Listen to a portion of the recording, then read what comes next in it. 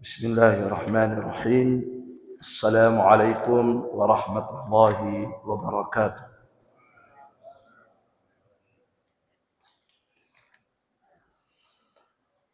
Alhamdulillah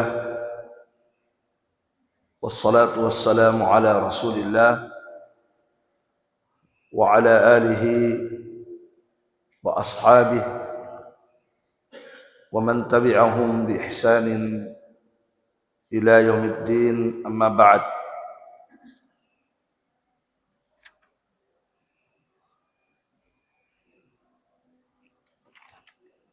Kaum muslimin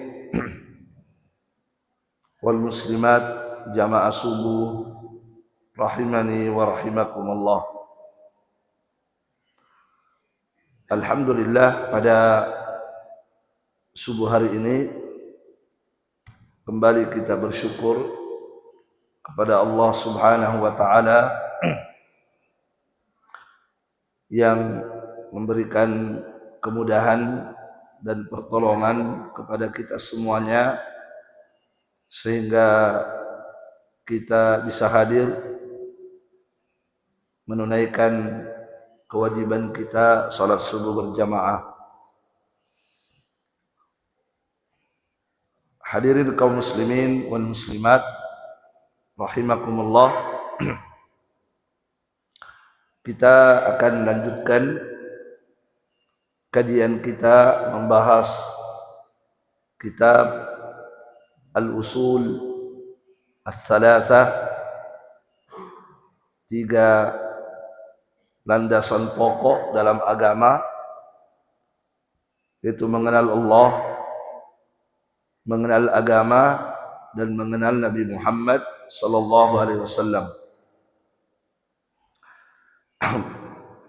Pada pertemuan sebelumnya kita sudah membahas tentang rukun iman yang kedua.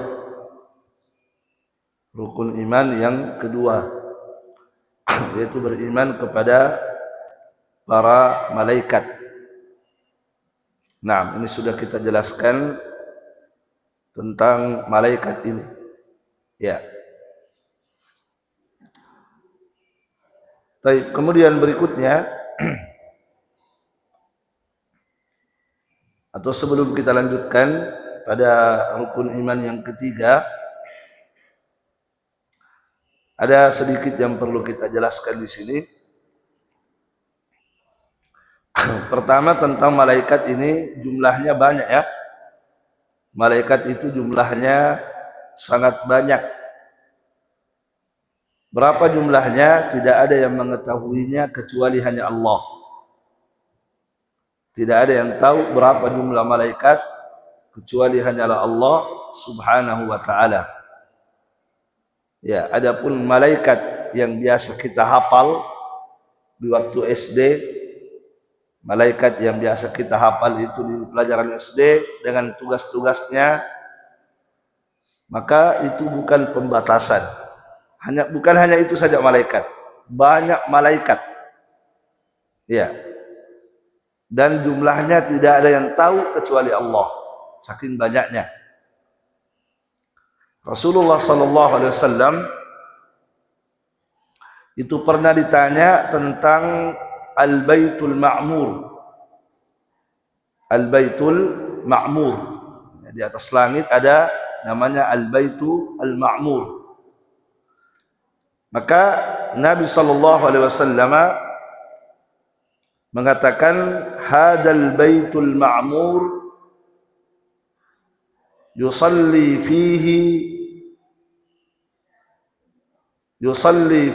kulla yawmin 70,000 malak. Kata Nabi, Baitul Ma'mur ini di dalamnya setiap hari ada malaikat yang menunaikan ibadah setiap hari. Di dalam Baitul Ma'mur ini ada malaikat yang menunaikan ibadah. Berapa malaikat? 70,000 malak.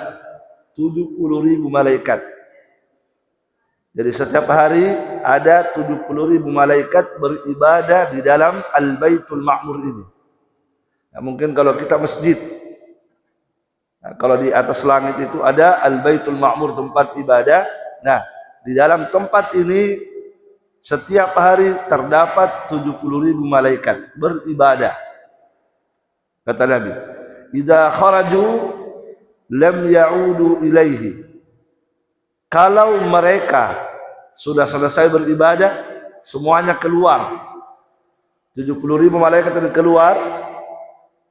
Kemudian masuklah 70.000 malaikat lagi yang lain. Jelas ya? Ini yang sudah keluar ini tidak akan kembali lagi. Jadi satu kali saja, satu gelombang. Setiap hari begitu. Setiap hari 70.000 ini kalau sudah selesai, dia keluar, dia tidak masuk lagi. Diganti oleh malaikat yang lain 70.000 juga. Dan itu terjadi tiap hari. Tiap hari begitu. Dan kita tidak tahu sudah berapa hari ini. Hari keberapa ini kan? Kita tidak tahu. Dari Allah ciptakan langit dan bumi, kita tidak tahu sudah hari keberapa. Sampai hari ini, setiap hari kata Nabi, masuk malaikat 70.000 beribadah, keluar masuk lagi 70.000, keluar masuk lagi, seperti itu. Banyak sekali. Nah, subhanallah. Dari sini kita bisa merasakan betapa maha kuasanya Allah subhanahu wa ta'ala. Allah yang menciptakan itu semua, banyaknya itu. Semua itu diciptakan oleh Allah dan tidak ada yang membantu Allah dalam menciptakan itu semua. Tidak ada pembantunya Allah, tidak ada penolongnya sendiri dalam menciptakan itu semua. Subhanallah.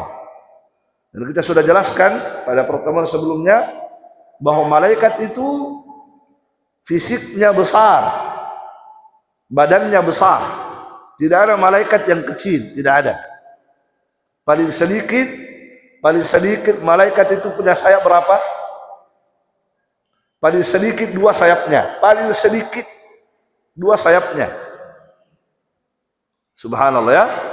Nah, kemudian yang terakhir yang kita jelaskan terkait dengan malaikat, tentang nama-nama malaikat. Ada malaikat diketahui namanya, disebutkan namanya. Jadi kita tidak boleh ngarang-ngarang ya. Tidak boleh kita ngarang-ngarang, oh ini malaikat namanya ini. Tidak boleh. Semuanya harus sesuai dalil. Kita boleh mengatakan malaikat ini namanya ini kalau ada dalilnya. Seperti Jibril, kan ada dalilnya Jibril. Ya kan? Ada hadisnya, ada ayatnya. Ya, Mikail, ada. Kul man kana aduwwan li Jibril wa Mikaila. Ada dalilnya. Ya. Naam, dan disebutkan tugas-tugasnya. Jibril menurunkan wahyu, ada disebutkan dalam hadis. Nah, jamaah sekalian, ada beberapa nama yang disebutkan dan masyhur ini nama-nama malaikat, tapi itu tidak ada dasarnya yang kuat. Tidak ada dasar yang kuat. Contoh seperti malaikat pencabut nyawa. Ada malaikat yang ditugaskan oleh Allah untuk mencabut nyawa. Siapa namanya? Nah ini waktu kita SD dihafal itu. Malaikat ini tugasnya mencabut nyawa. Malaikat ini tugasnya meniup trompet. Nah ya, jamaah sekalian. Nah, barakallahu fikum. Malaikat siapa itu? Yang biasa kita hafal. Ya, Israel. Kalau meniup sangkakala, trompet Israfil. Kalau Israel itu yang kita hafal pencabut nyawa. Nah, ini jamaah sekalian dasarnya tidak kuat. Dasar penamaan Israel itu tidak kuat. Kenapa? Karena di dalam Al-Quran tidak ada ayat Al-Quran menyebutkan namanya, tidak ada. Tidak ada juga hadis sahih menyebut namanya, tidak ada. Kalau di dalam Al-Quran hanya dikatakan qul yatawaffakum malakul mautil ladzi wukkila bikum thumma ila rabbikum turja'un.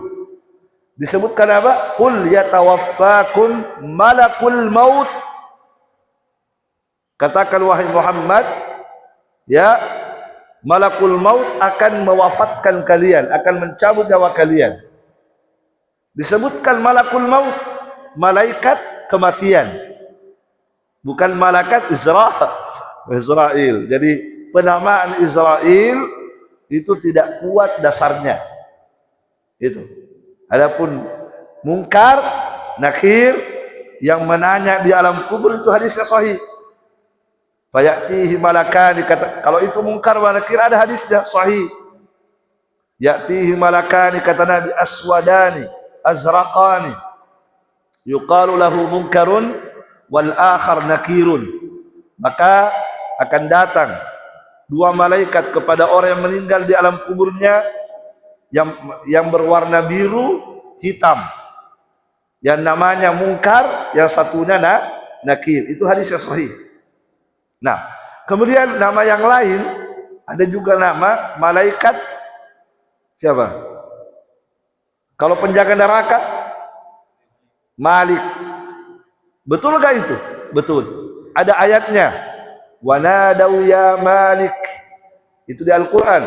Wa nadau ya Malik aniqdi alaina rabbuk. Penghuni neraka ketika mereka dimasukkan dalam neraka, maka mereka memanggil malaikat ya Malik. Disebutkan namanya kan? Mereka memanggil ya Malik aniqdi alaina rabbuk. Memohonlah kepada Allah, mintalah kepada Allah agar Allah mematikan kami saja, kami tidak tahan, lebih ke mati. Jadi penghuni neraka minta supaya Allah mematikan mereka karena mereka tidak tahan. Maka mereka meminta kepada Malik, ya Malik, tolonglah minta kepada Allah agar Allah mematikan kami semua, kami tidak kuat.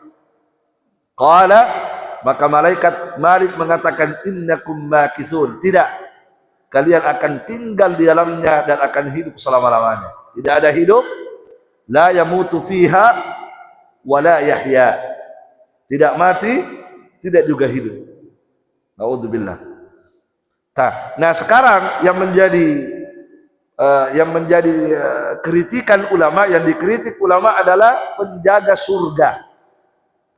Kalau penjaga neraka, iya, hadis ayatnya jelas. Nah, sekarang penjaga surga, siapa namanya penjaga surga? Ridwan. Nah, ini Ridwan ini ya, bukan Ridwan Kamil ya. Nah, kalau Ridwan ini hadisnya tidak kuat. Ada hadis tapi hadisnya tidak kuat, tidak sahih. Ya, maka cukup kita mengatakan malaikat penjaga surga. Ada pun namanya wallahu alam siapa namanya. Kita tidak boleh ngarang-ngarang. Tidak boleh kita ngarang-ngarang, ini agama, tidak boleh kita buat-buat. Anu saja kasih nama Joni. Tidak bisa begitu ya. Nah, ini agama, jadi tidak boleh kita berbicara tentang agama Allah tidak punya dasar, dosa. Nah, baik. Kemudian ada yang masyhur, ada juga yang masyhur, malaikat pencatat, yang mencatat amal baik dan amal buruk. Malaikat yang mencatat amal kebaikan dan amal keburukan. Dua malaikat ya. Ada dua malaikat yang Allah tugaskan mencatat ya kebaikan dan keburukan kita, termasuk ucapan baik dicatat, ucapan buruk dicatat. Nah, jadi kalau bicara hati-hati karena dicatat semua itu.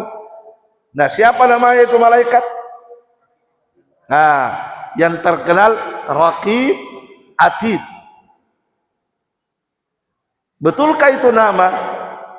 Nah, jamaah sekalian, ini nama itu sebenarnya diambil dari ayat Al-Quran. Allah berfirman dalam Al-Quran, ma yalfidhu min qawlin illa ladaihi raqibun atidun. Itu ayatnya kan? Ma yalfidhu min qawlin illa ladaihi raqibun atid. Ya, apapun yang diucapkan oleh manusia, apapun yang diucapkan oleh manusia, maka di sisinya, di dekatnya ada malaikat raqibun atidun. Ya. Di sisinya ada malaikat raqibun atidun. Jadi apapun yang diucapkan oleh manusia, maka malaikat ini ada dua malaikat di dekatnya, raqibun atid. Nah, pertanyaannya, apakah raqibun atidun itu nama malaikat? Apakah itu nama? Bukan. Jadi raqibun atidun itu bukan nama malaikat, bukan nama itu malaikat, bukan. Nah, ini yang kadang-kadang kita keliru. Terus apa itu raqibun atid? Raqibun atid itu adalah sifatnya itu malaikat. Sifatnya itu malaikat. Difahami? Ya. Jadi makna raqib adalah, raqib artinya yang selalu mengawasi. Itu namanya raqib.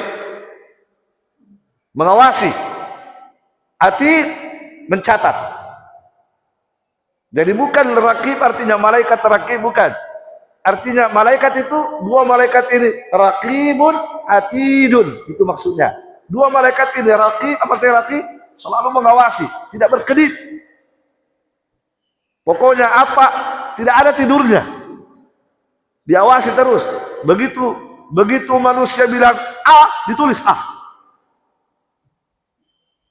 Itu. Apa? Lincah ya. Raqib apa artinya raqib? Yang maha mengawasi. Tidak ada tidur, tidak berkedip. Mengawasi kemana manusia pergi, diikuti terus. Diawasi terus apa yang dia lakukan. Begitu dia berbuat, atid, apa artinya atid? Catat. Gitu. Jadi bukan raqib, atid itu bukan nama ya, tapi menjelaskan tentang keadaan dua malaikat itu yang luar biasa. Ya, makanya di hari kiamat hati-hati di dunia ini, karena semuanya dicatat itu. Hal-hal kecil yang pokoknya kalau sudah keluar dari mulut sudah selesai. Sudah keluar dari mulut. Jadi malaikat itu kayak tidak apa yang dia bilang. Begitu manusia bilang langsung. Itu maksudnya raqibun atid. Oleh karena itu hati-hati berbicara. Karena dua malaikat yang ada di dekat kita itu mengawasi terus. Ya. Apapun yang Anda ucapkan tercatat itu.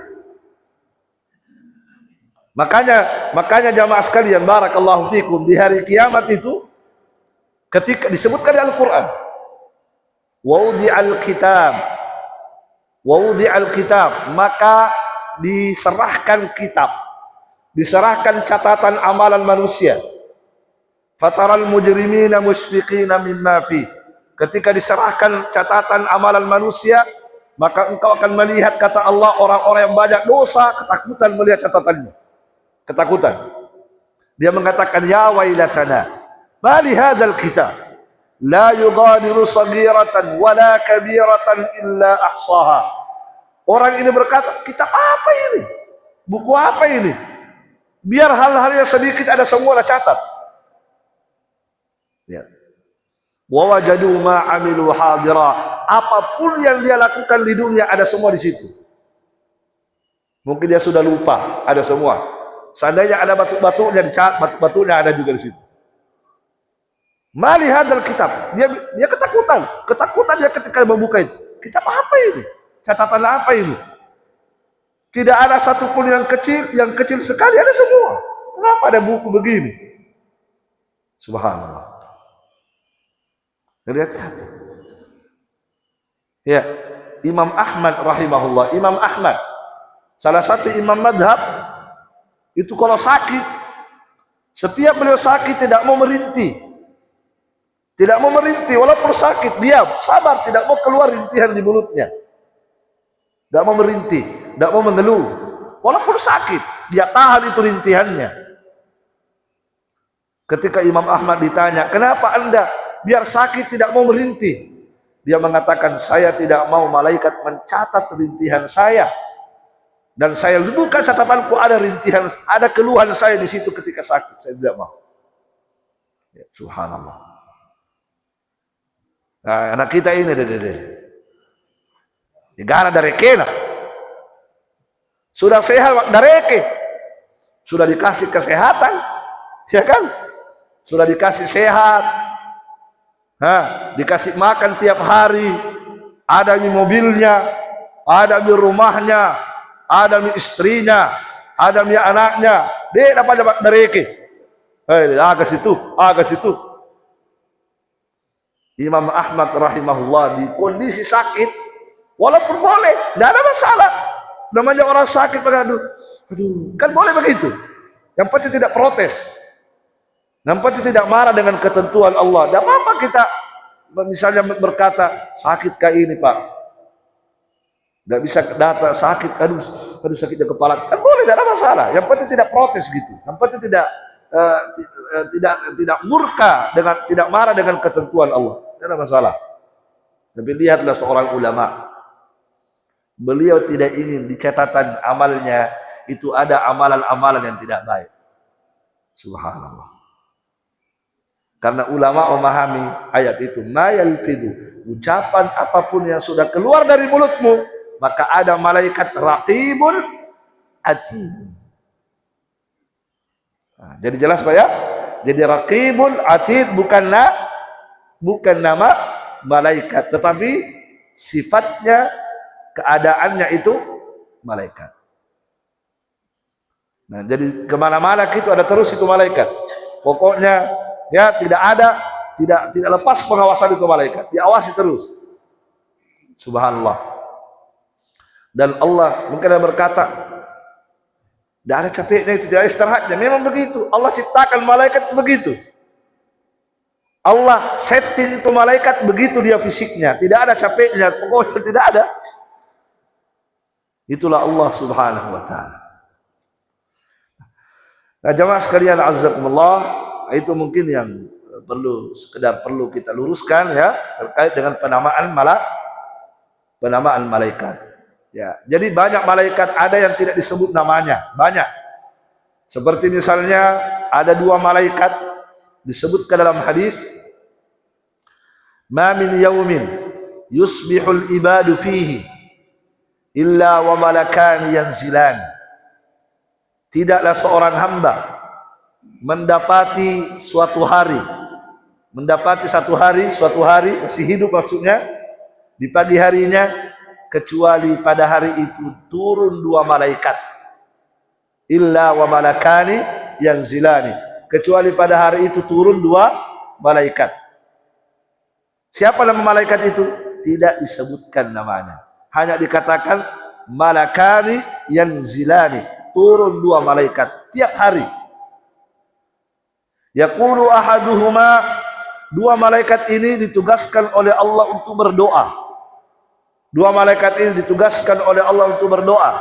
Yang pertama berdoa, Allahumma a'ti munfiqan khalafa. Ya Allah, siapa yang bersedekah pada hari ini, berikan ganti untuknya. Yang satunya berkata, Allahumma a'ti mumsikan talafa. Ya Allah, siapa yang menahan hartanya pada hari ini, berikan kerugian. Nah, itu 2 malaikat tiap hari itu. Turun 2 malaikat mendoakan siapa yang bersedekah, siapa yang tidak. Orang yang bersedekah, Allahumma a'ti mumsikan, Allahumma a'ti mumfiqan khalafa. Ya Allah, berikan ganti kepada orang yang berinfak. Yang satunya mengatakan, ya Allah, berikan kerugian kepada orang yang menahan hartanya. Sebagian ulama mengatakan yang dimaksud di sini orang yang menahan hartanya adalah orang yang tidak keluarkan zakatnya, itu maksudnya. Hari ini yang sudah kena zakat, dia tidak keluarkan zakatnya, ya Allah, berikan kerugian kepadanya. Hari ini yang tidak bayar pajak, lain lagi ya. Nah, yang didoakan itu yang tidak bayar zakat. Jelas ya? Barakallahu fiikum. Jadi jamaah sekalian azzakumullah, ini tentang masalah malaikat. Baik, berikutnya kita bahas sedikit. Kita masuk pada rukun iman yang ketiga. Apa rukun iman yang ketiga? Beriman kepada antu'mina billahi wa malaikatihi wa kutubihi. Sesuai hadis ya. Rasulullah sallallahu alaihi wasallam didatangi Jibril, kemudian Jibril bertanya kepada Nabi, "Ya Muhammad, akhbirni anil iman." Beritahukan kepadaku tentang iman. Apa itu iman? Maka Nabi menjawab, "Antu'mina billahi wa malaikatihi wa kutubihi." Engkau beriman kepada Allah. Ini sudah kita bahas. Yang kedua, wa malaikatihi, malaikat-malaikatnya. Yang ketiga, wa kutubihi, beriman kepada kitab-kitab Allah. Kutub, kitab-kitab. Jadi kutub itu jamak, bentuk jamak dari kitabun. Jamaknya kalau banyak namanya kutub. Jadi kalau satu buku, satu kitab namanya kitab. Kitabullah, kitabnya Allah itu Al-Quran. Kalau banyak, kutub. Nah, jamaah sekalian, di antara rukun iman adalah beriman kepada semua kitab yang pernah Allah turunkan. Ada berapa kitab yang pernah Allah turunkan kepada Nabi dan Rasul? Ada berapa? Banyak. Banyak juga. Ya. Cuma yang terkenal berapa?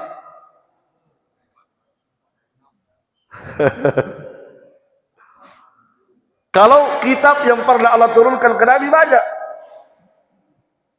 Ya, tetapi yang terkenal, yang disebutkan namanya, yang disebutkan nama kitabnya dan diturunkan kepada Nabi siapa, itu yang disebutkan di Al-Quran itu ada berapa? Nah, ada yang mengatakan 6, ada yang mengatakan 4. Baiklah, yang pertama Al-Quran diturunkan kepada Muhammad sallallahu alaihi wasallam. Yang kedua, Injil diturunkan kepada Nabi Isa alaihi salam. Yang ketiga, Taurat diturunkan kepada Nabi Musa alaihi salam. Yang keempat, Zabur diturunkan kepada Nabi Daud alaihi salam. Itu 4 yang disebutkan namanya dalam Al-Quran. Wa ataina Dauda Zabura, dan kami memberikan kepada Nabi Daud kitab Zabur. Disebutkan namanya 4. Ada lagi satu lagi. Masih ada satu.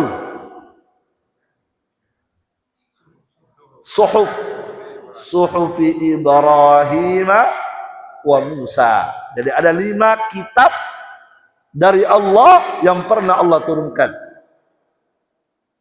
Ya. Cuma 5 saja ya yang disebut namanya ya. Yang lainnya tidak disebut namanya. Tapi ada juga kitab lain. Amanar Rasulu qulu amanna billahi wa ma unzila ilaina wa ma unzila ila Ibrahim wa Ismail wa Ishaq wa Yaqub wal asbat. Itu semua dikasih kitab itu. Yaqub, Ismail ada, tapi kita tidak tahu apa namanya. Jelas ya? Yang disebutkan namanya berapa tadi? 5. Beserta dengan nabinya.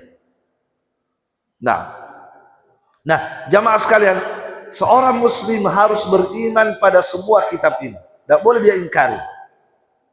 Harus diimani. Tidak boleh beriman pada satu saja, mengingkari yang satunya. Semua harus diimani. Harus kita percayai bahwa ada kitab namanya Taurat, ada kitab namanya Zabur, ada kitab namanya ini, ada kitab namanya ini, diturunkan kepada kita. Harus kita percaya. Nah, tidak boleh kita ingkari. Siapa yang mengingkarinya, mengingkari satu kitab, dia percaya hanya Taurat, dia tidak percaya Al-Quran. Dia percaya Injil, dia tidak percaya Taurat. Siapa yang mengingkari satu kitab Allah, maka dia kafir.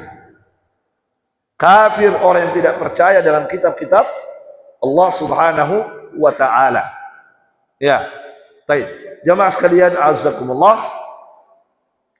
Nah, sekarang terkait dengan masalah beriman kepada kitab Allah, apa yang harus kita imani? Apanya?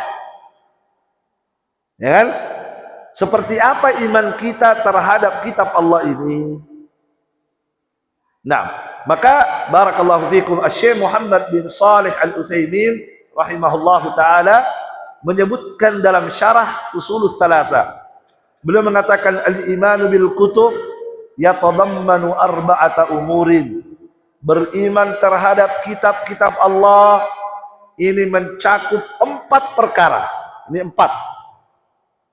Ya, nanti iman kita bagus, benar terhadap kitab-kitab Allah kalau kita mengimani 4 ini. 4. 1. Al-imanu bi anna nuzulahu min indillahi haqqan. Beriman bahwasanya kitab-kitab tersebut itu betul-betul benar turun dari Allah. Dari Allah itu semua. Allah yang turunkan itu semua. Itu satu. Kita harus yakin bahwa Taurat Allah yang turunkan kepada siapa? Musa. Injil Allah yang turunkan kepada Isa. Zabur Allah yang turunkan kepada Daud. Itu harus kita percaya bahwa itu betul-betul Allah yang turunkan. Al-Quran Allah yang turunkan kepada Muhammad. Bukan buatan manusia, bukan. Betul-betul Allah dari Allah itu, bukan buatan manusia. Kecuali nanti yang sudah dirubah, ya. Nanti kita bahas. Lain lagi.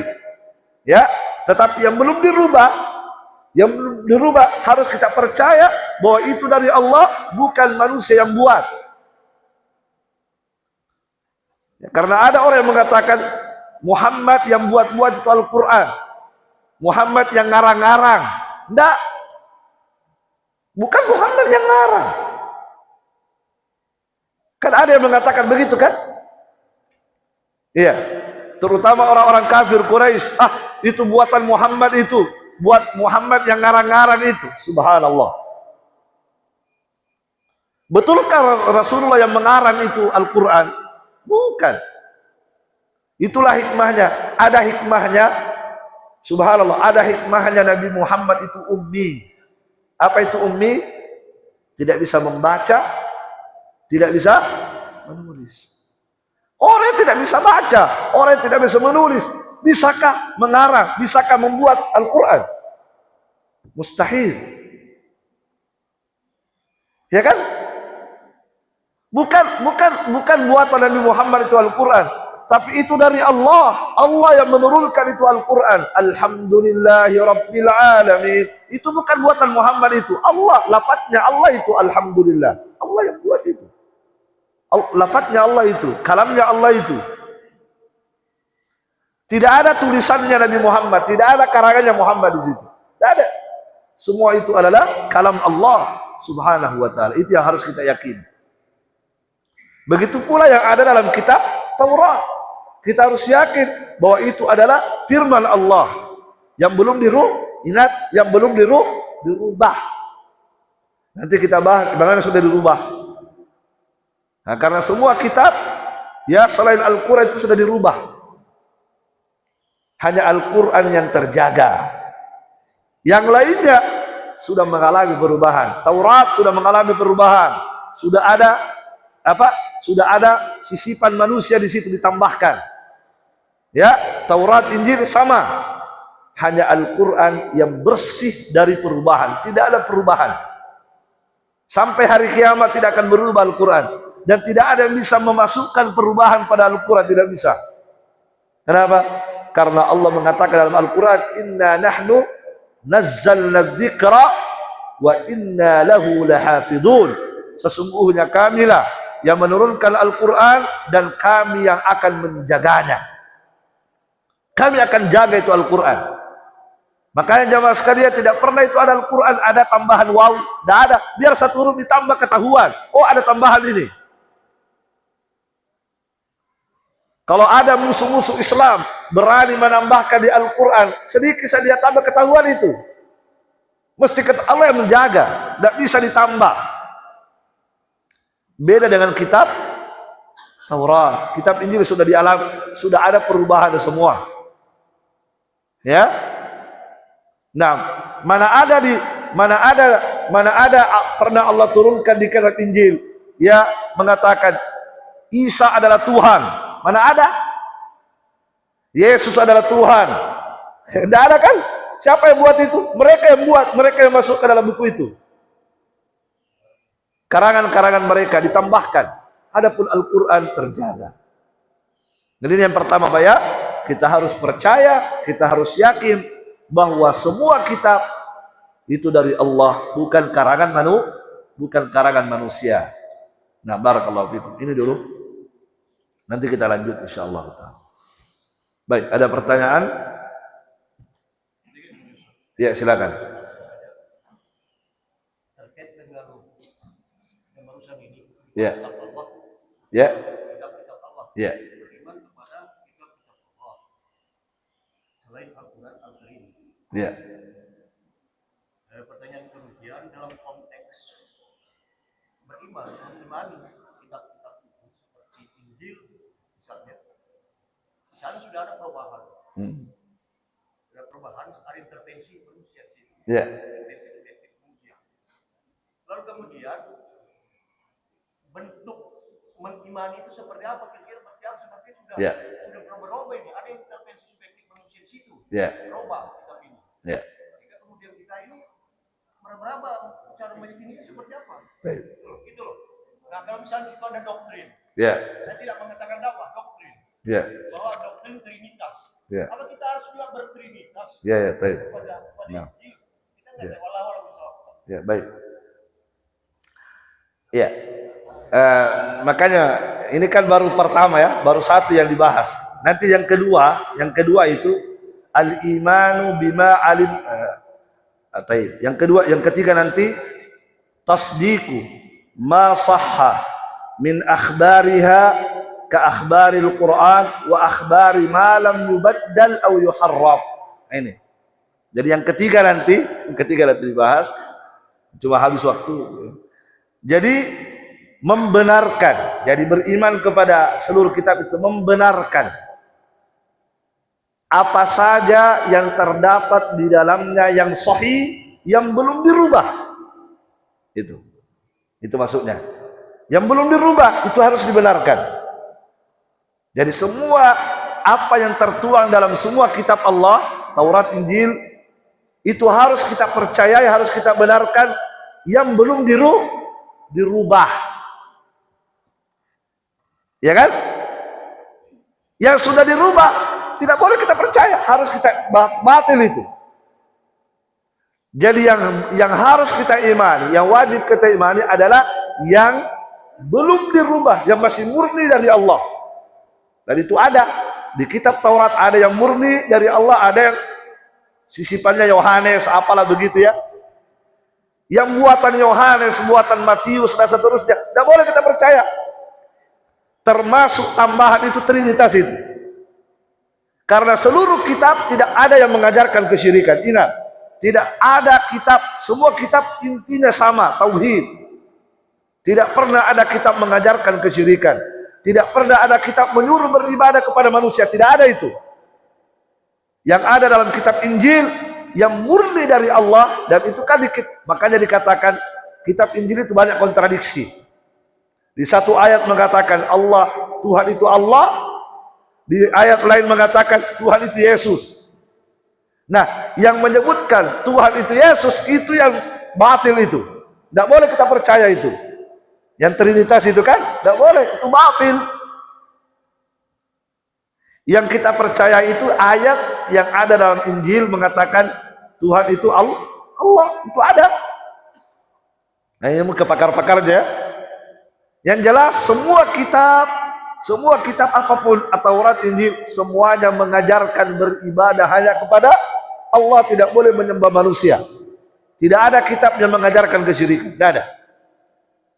Jelas ya? Nah, makanya di Al-Quran ya, di Al-Quran mengatakan, subhanallah, di Al-Quran diungkap semua kebatilan kitab, kebatilan apa? Kebatilan tambahan-tambahan yang ada pada kitab Injil diungkap di Al-Quran. Kata Allah, laqad kafara alladziina qalu innallaha tsalitsu tsalatsa. Sungguh telah kafir, kata Allah, orang-orang yang berkata Allah itu satu dari yang tiga, Trinitas itu. Sungguh telah kafir orang-orang yang berkata Allah itu satu dari yang tiga. Satu dari yang tiga maksudnya apa? Ya, Nabi Isa itu Allah, Maryam itu Allah, Allah itu Allah. Jadi tiga Tuhannya. Maryam Allah, ya, Isa Allah, Allah itu Allah. Kata Allah, sungguh telah kafir orang-orang yang meyakini Trinitas itu. Nah, jadi yang tambahan dari manusia itu batil, tidak boleh kita percaya. Kalau kita percaya, kafir juga kita. Gitu. Jadi yang harus kita percaya yang belum mengalami perubahan. Dan ada dalam kitab Taurat yang masih murni. Ustadz, kalau begitu boleh kita pelajari? Tak boleh. Tidak boleh ada pelajari, dilarang Anda buka-buka itu, tidak boleh. Sudah. Yang penting percaya saja secara global, apa yang ada di dalamnya yang belum dirubah saya percaya. Yang sudah dirubah tidak, sudah. Terus yang mana yang mau dirubah, yang mana? Tidak usah cari. Ya, tidak usah cari, tidak usah pelajari. Ya, dilarang kita mempelajarinya. Umar bin Khattab pernah satu ketika memegang, didapati oleh Nabi Muhammad, dipegang itu kitab Injil, dipegang. Umar dipegang itu. Dilihat oleh Nabi, dimarahi oleh Nabi. Ya Umar, amutahawikun. Wahai Muhammad, Umar, apakah kamu sudah ragu? Apakah kamu sudah ragu dengan Al-Quran sehingga mau mengambil itu kitab? Iya, Nabi marah. Baik. Jadi apa namanya?